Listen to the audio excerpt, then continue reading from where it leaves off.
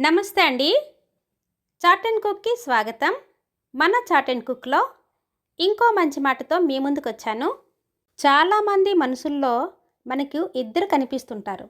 ఒక మనిషిలో ఇద్దరా అని ఆశ్చర్యపోతున్నారా? అవునండి, ఒక మనిషిలో ఇద్దరు కనిపిస్తుంటారు.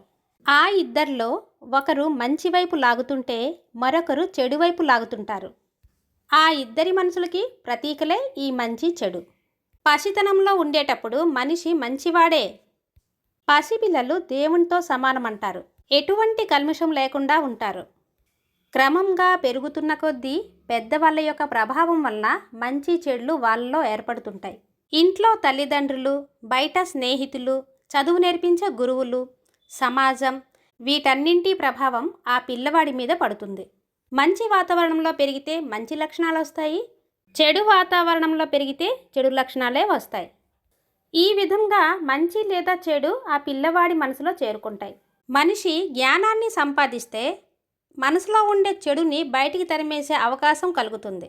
అదే అజ్ఞానాన్ని సంపాదిస్తే అతడి ఆలోచన విధానం అస్తవ్యస్తంగా ఉంటుంది. మనసులో ఏదో ఆలోచిస్తూ పైకి మాట తీరు మరోలా ఉంటుంది. అటువంటి వారిని ఈ లోకం ఒకసారి నమ్మినా రెండోసారి నమ్మదు. రావణుడు పరమ శివభక్తుడు. కామానికి దాసుడై అహంకారముతో సీతను అపహరించి తన ప్రాణాలనే పోగొట్టుకున్నాడు. మనిషిలో ఉండే అవివేకం, అజ్ఞానం, ఉద్రేగం, ఆవేశం లాంటివి క్షణంలోనే మనసును బానిసగా మార్చుకుంటాయి. మనిషి మనసులో ఏం ఆలోచిస్తాడో అదే పలకాలి, అదే ఆచరించాలి. పరుల సంతోషంలోనే పరమాత్మను చూడగలగాలి. భక్తి లేని జ్ఞానం పునాది లేని ఇల్లు లాంటిది.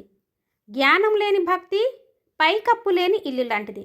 ఈ రెంటికి మనసులో సంపూర్ణ స్థానం ఇచ్చినప్పుడు మనిషి ఆలోచన, ఆచరణ గోచరమవుతుంది. అప్పుడు మనిషిలో ఇద్దరు ఉండరు, మనిషిలో ఒక్కరే ఉండగలుగుతారు.